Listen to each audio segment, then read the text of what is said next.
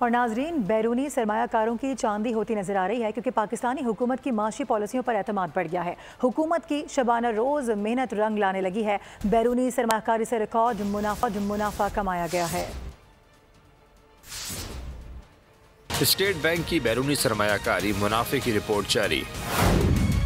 पाकिस्तान में बैरूनी सरमायाकारी से कमाए 11.87 करोड़ डॉलर सितंबर में वापस भेजे गए। माली खदमात की फरहमी में आई बैरूनी सरमायाकारी से कमाए 2.86 करोड़ डॉलर वापस भेजे गए।